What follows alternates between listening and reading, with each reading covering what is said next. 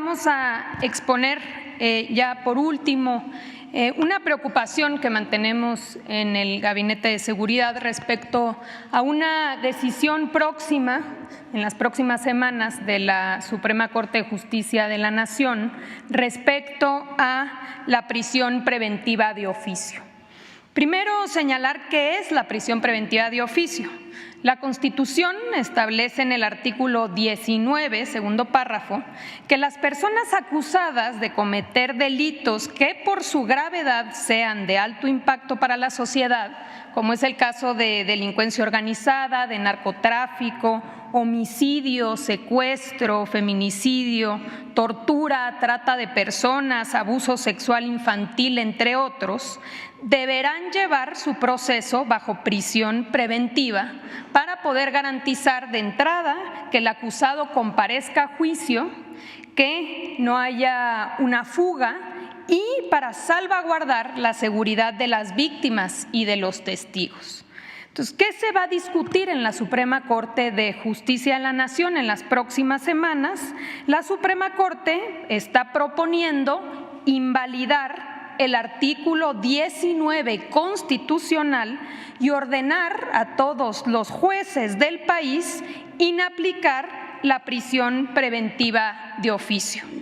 Esta decisión la toma a partir de una resolución emitida en enero de 2023 por la Corte Interamericana de Derechos Humanos, que, como sabemos, es una instancia judicial internacional que pertenece a la OEA, a la Organización de Estados Americanos, en donde condena a México y resuelve que se deben adecuar las leyes, incluyendo la Constitución, para eliminar la prisión preventiva.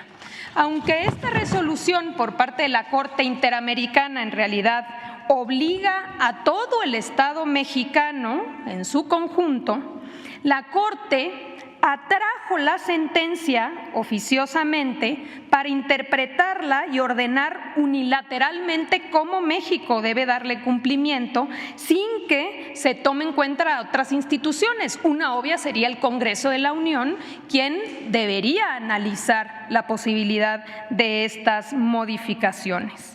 Creemos que la Suprema Corte no solo se excede en sus facultades, sino que pretende tomar una decisión sin dimensionar lo que esto significa para la paz y seguridad de nuestro país. Por ello es que el viernes pasado el Gabinete de Seguridad le enviamos una carta a todas las ministras, a todos los ministros, para plantearles cuáles son nuestras preocupaciones. Y de entrada señalamos que esta decisión impactaría a la posible liberación de 68,000 presuntos delincuentes bajo prisión preventiva oficiosa al día de hoy. Estamos hablando de 11,640 acusados de homicidio, 7,150 acusados de secuestro, 5,617 de violación, 4,013 de narcotráfico y narcomenudeo, 3,800 de portación de armamento y explosivos, 1,405 de feminicidio, 1,273 de abuso infantil y corrupción de menores y 405 por delincuencia organizada. Aquí podemos ver los principales estados que se verían afectados por esta decisión. Destaca el Estado de México, donde hay 21,718 personas en prisión preventiva oficiosa. Cabe destacar que el número es tan alto precisamente porque la problemática está vinculada a la enorme tardanza de los propios jueces y de la cantidad de recursos y amparos que hacen que todos estos procesos duren mucho tiempo en resolverse. Ese asunto debe atacarse por el propio Poder Judicial, la enorme tardanza de los procesos y las resoluciones.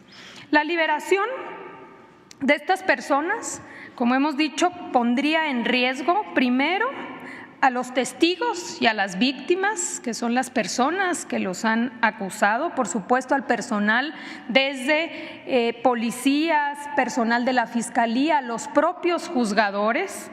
Vemos un riesgo también a la población en su conjunto ante la posibilidad de la comisión de nuevos delitos, a la seguridad nacional, porque se trata de individuos que presuntamente están asociados a grupos del crimen organizado y que cuentan con capacidad económica y operativa, incluso con alto riesgo de darse a la fuga. Y por supuesto, de manera adicional, estamos viendo con preocupación la carga excesiva que esto significaría tanto para las fiscalías como para los juzgados. Es decir, si de por sí hoy tardan muchísimo tiempo en resolver, esta medida va a aumentar esos tiempos cuando se trata de uno de los orígenes del problema.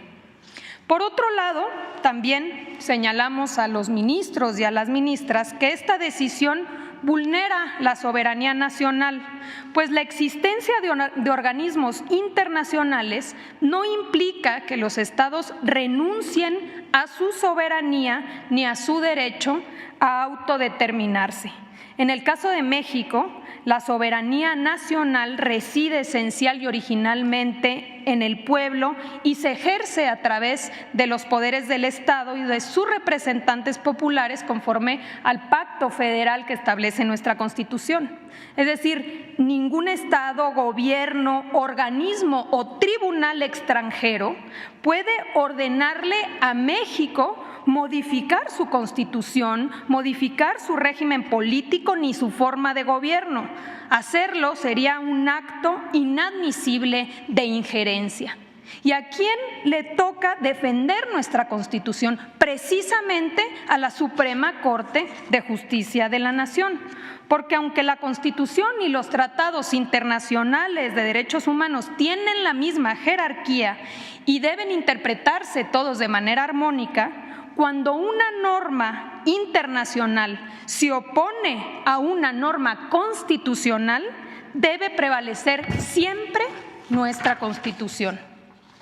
Este ha sido el criterio que se ha tomado por la propia Corte en anteriores ocasiones e incluso el ministro ponente, el ministro Pardo, ha interpretado de esta manera y es quien hoy está proponiendo invalidar este artículo constitucional.